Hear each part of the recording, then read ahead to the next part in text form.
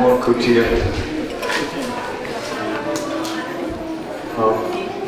We can see how Radha and Krishna are enjoying different pastimes.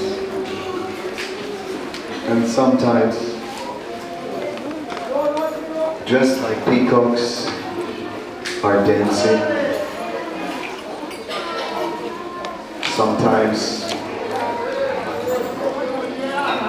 Sometimes Radha and Krishna meet, and sometimes they're separated. There are many places here that we could not visit today. Just before Sankarikor, there's Vilaskar on the hill, and it is there that Krishna performs holy pastimes. And in these holy pastimes, it is said that all the gopis were armed with syringes, big ones, not small, serious ones.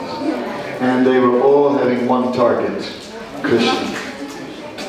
So Krishna was surrounded, and they were just from all sides firing at him, seriously.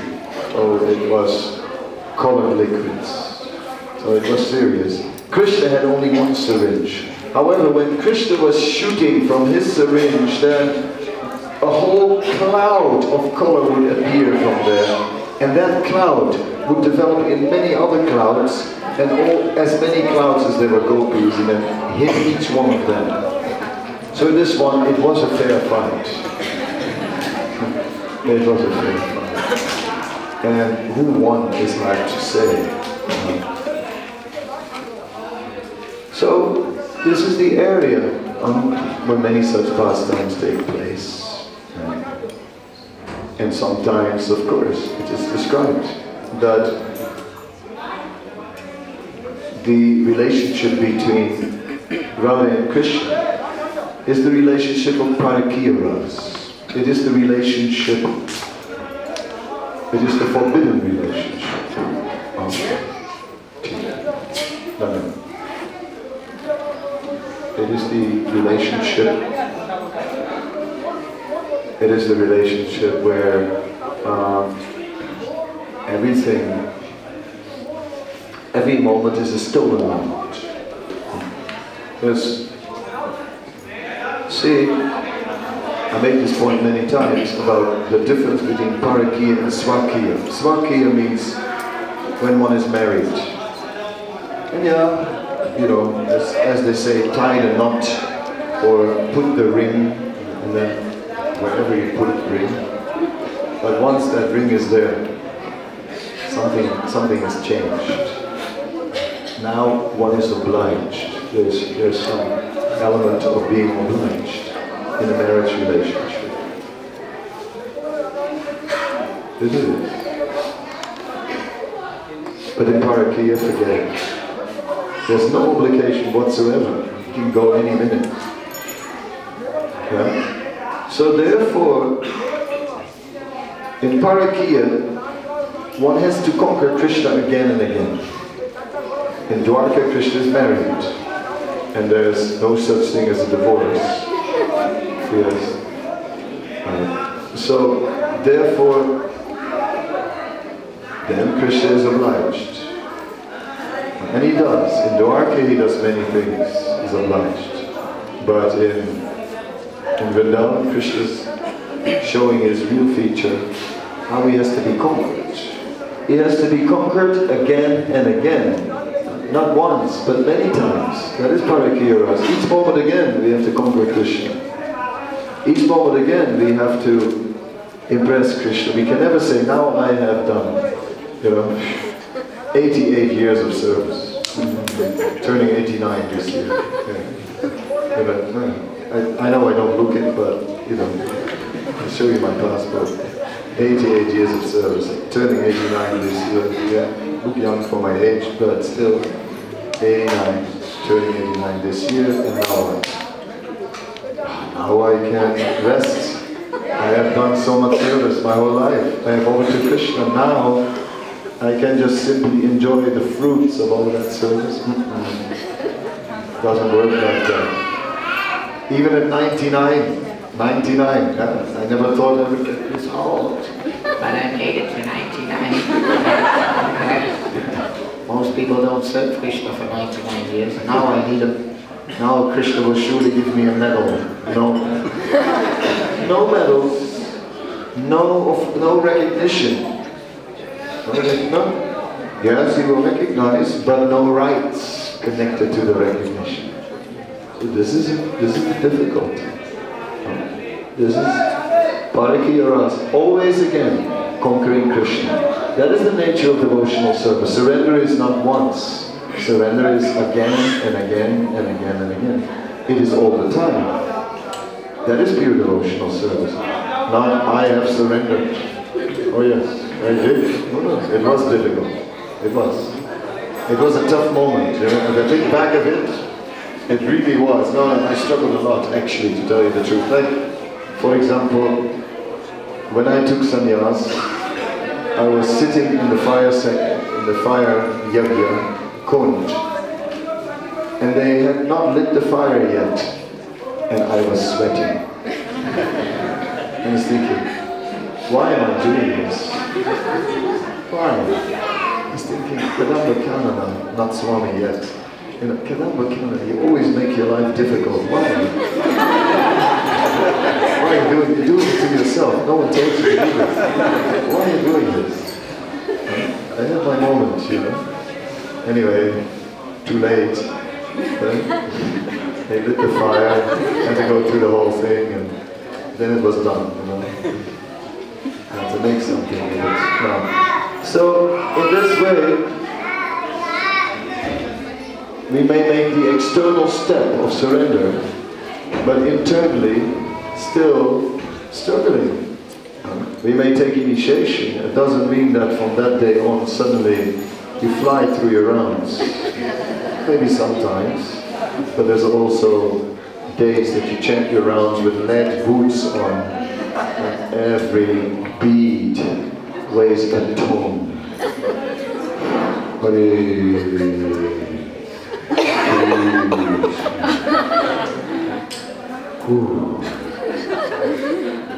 These things are going on. So the surrender comes every moment, again and again. It is that which is the spirit of Vrindavan. It is described that Krishna is performing his pastime with his eternal associates. These eternal associates are known as Ragatmika, or the personification of attachment.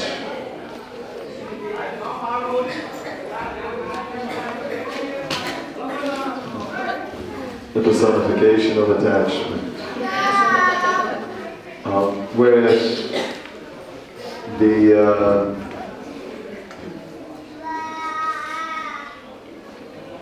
are not the personification of attachment. We try to cultivate some attachment.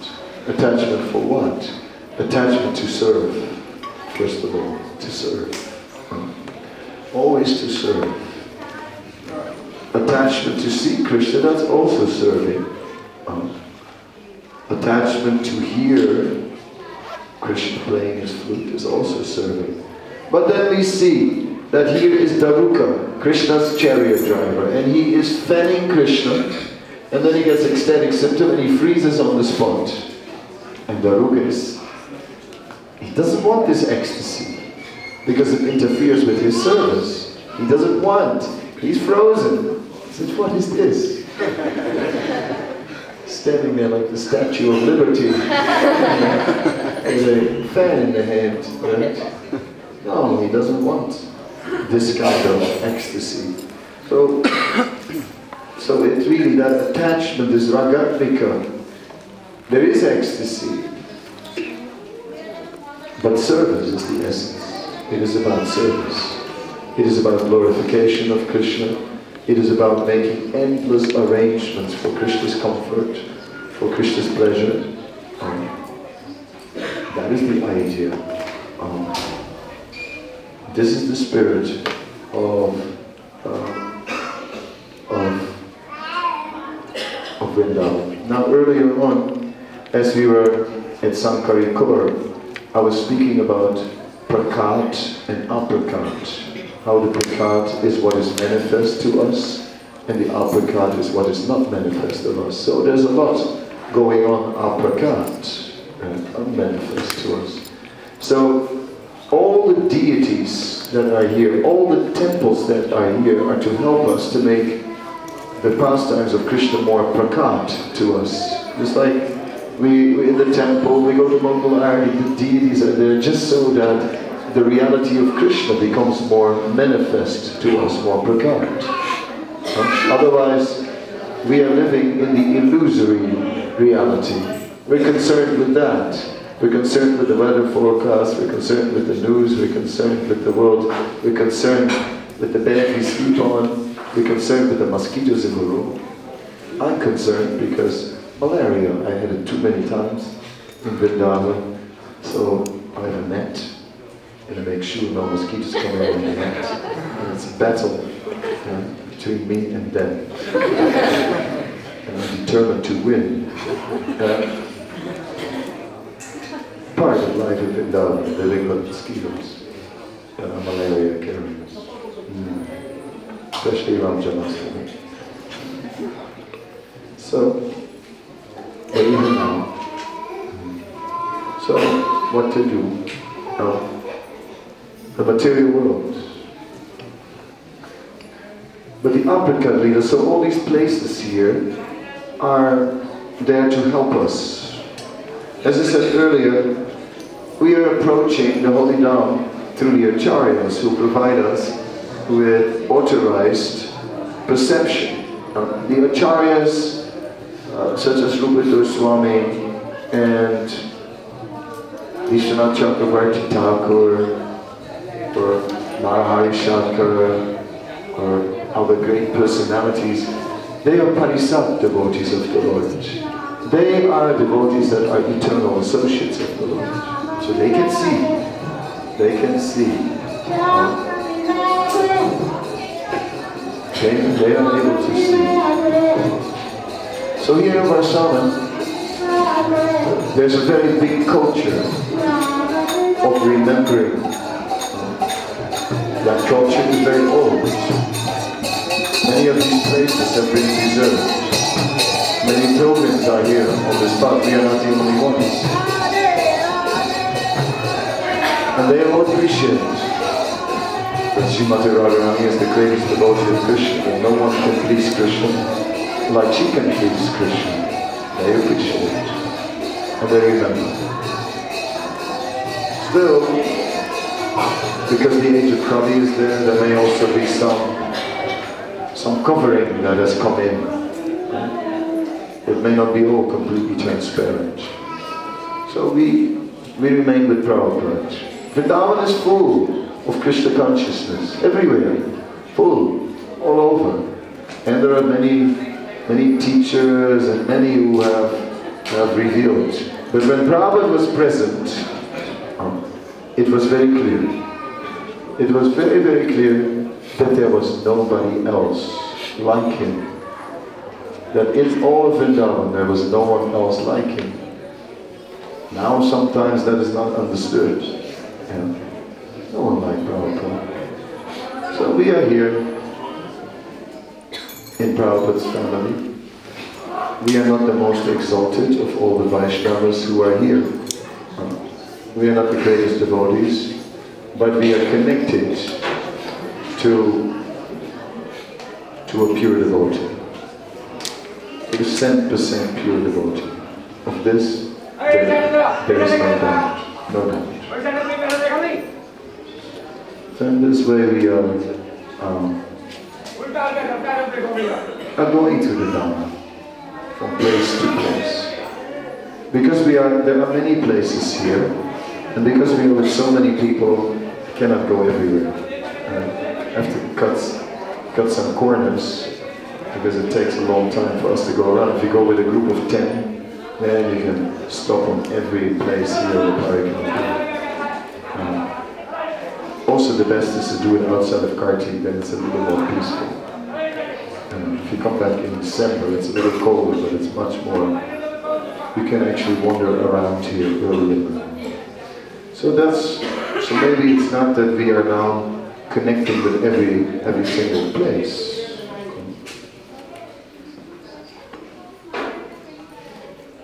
Vrindavan is one of the 5 principal limbs of bhakti, which Panchanga Bhakti, chanting of Hare Krishna, worshipping the deities, residing in Vrindavan, hearing Srimad Bhagavatam, association with devotees. These 5 are the principal limbs of bhakti, and Vrindavan is therefore essential. Vrindavan Mayapur, essential to our spiritual development. We need to connect with the Dhamma. At the same time, when I lived here, I remember some devotees who said, Vrindavan is my guru. Vrindavan is my guru. And well, yes, Vrindavan is giving us so many things. Just by being here, one will get so much Krishna consciousness, undoubtedly. So, there's some truth in it, but not our ultimate guru. Right? Our ultimate guru cannot be Vrindavan. If that becomes our spiritual life, that we just live on the nourishment of Vrindavan without being in the service of a spiritual master who is completely dedicated to serving Krishna purely, then we are not properly able to get the full benefit. So therefore we are here with Srila Prabhupada, and we're here chanting Hare Krishna. So I wanted to,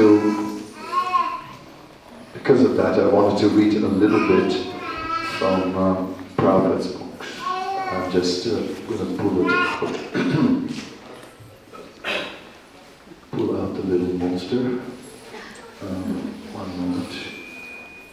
Little multitasking here. So I cannot say anything substantial when I'm playing with the phone. I can only mumble something. I wanted to sort of read a little bit from the Nectar of Devotion. And that. Now search.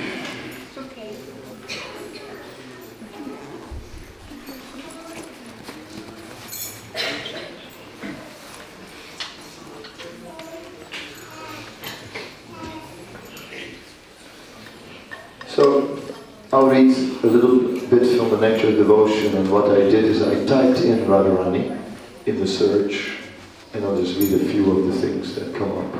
So it begins in the introduction.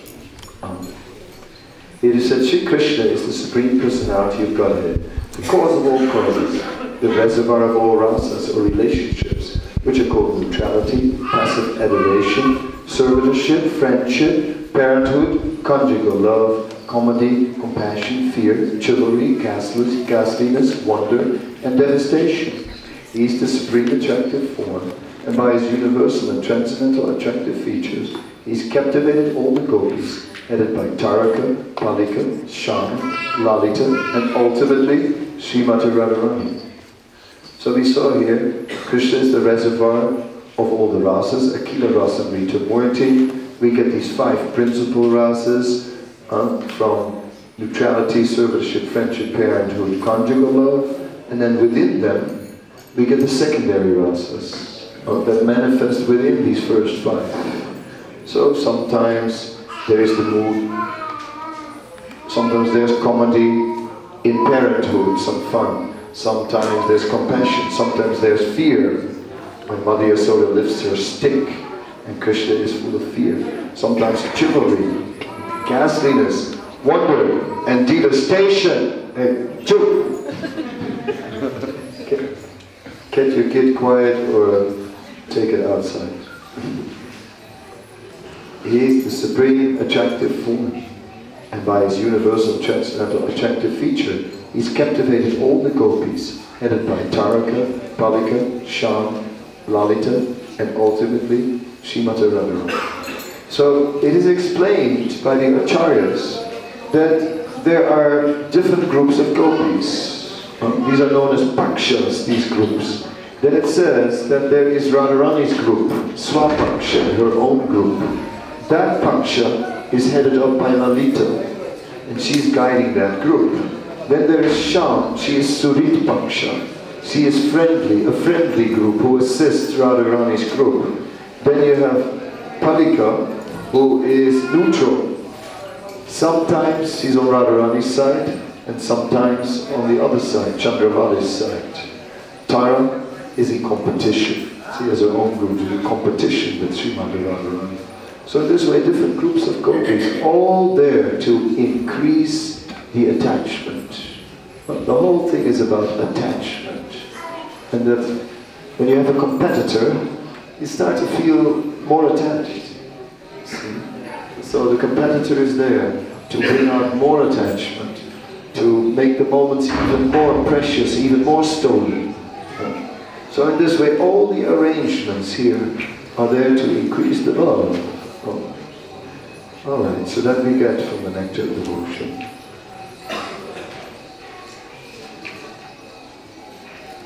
The symbol of devotional service in the highest degree is Radharani.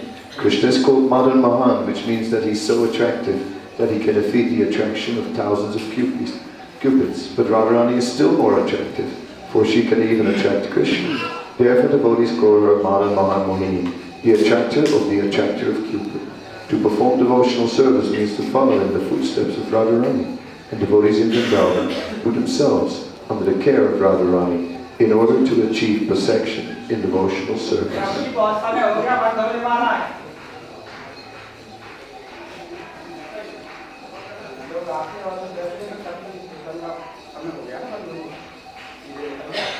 Take it, 2 minutes down. After 2 minutes, we talk to them. They want us to move. Alright, so such is the nature. Fleeting moments we have, moments of meditation, and then the material world comes in. He's trying to manage his programs, so we can appreciate that. We also manage. So we've locked up their hall, so we thank them for letting us use it for a moment, because a moment is enough. We need that mercy of Srimati Radharani, and that mercy through Prabhupada, we can meditate with quality. We can meditate in so many ways, but through Prabhupada, we can meditate with good quality. So when we get to the next stop, I'll be to the next one. Thank you very much.